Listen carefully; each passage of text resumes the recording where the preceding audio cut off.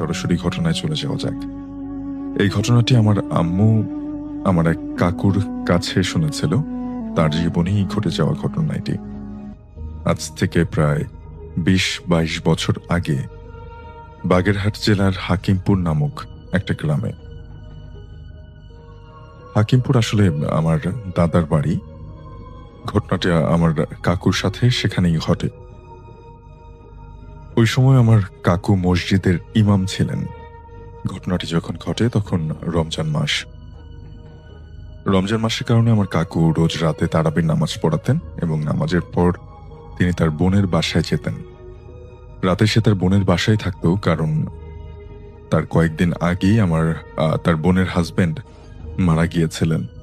কাকু বাসা থেকে তার বোনের বাড়ির দূরত্ব প্রায় ১ মাইলের মতো ছিল, কিন্তু যদি বাগানের ভেতর দিয়ে যাওয়া যেত তাহলে কম সময় লাগত। তাই কাকু রোজ তারাবির নামাজ শেষে দোয়া দুরুদ, গজল, কোরআন তেলাওয়াত করতে করতে সেই বাগানের ভেতর দিয়ে যেতেন। এভাবে সে রোজ বাগানের পথ দিয়ে তার বোনের বাড়ি যাতায়াত করত। এভাবে রমজান মাসের শেষ 10 দিনে কাকু মসজিদের ভেতরে থেকে এতেকাফে বসেছেন। ঘটনার দিন রাতে কাকু মসজিদের ভেতরে নামাজ শেষে বিশ্রাম নিচ্ছিলেন। আনুমানিক রাত 2টা বাজে। কাকু শুনলেন যে তার নাম ধরে কেউ ডাকছে।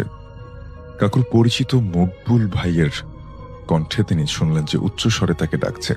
কাকু যেহেতু ঘুমিয়ে পড়েছিলেন তাই তিনি বুঝতে পারেননি তেমনটা, কিন্তু যখন আরো জোরে ডাকতে শুরু করলো তখন কাকুর ঘুম ভেঙে গেল। কাকু একটু অবাক হলেন, কারণ এই রাত 2টার সময় মসজিদের আশেপাশে খুব বেশি মানুষ থাকার কথা না। কাকু ছাড়া আর কেউই থাকে না বরং সেখানে। কাকু ঘুম থেকে উঠে দরজা খুলে দেখলেন যে মসজিদের উঠানে অনেকজন হুজুর দাঁড়িয়ে আছেন। কাকু এত লোক দেখে ভাবল যে হয়তো সেহেরের সময় হয়ে গিয়েছে, ঘড়িটা খারাপ, তাই সময়টা ঠিক দেখেননি তিনি। কাকু এরপরে দরজা খোলার পরেই তার সামনে থাকা হুজুরদের মধ্য থেকে 3-4 জন কাকুকে সালাম দিলেন। কাকু দেখলেন যে তাদের চেহারা এই এলাকায় থাকা মুসল্লিদের মতো না।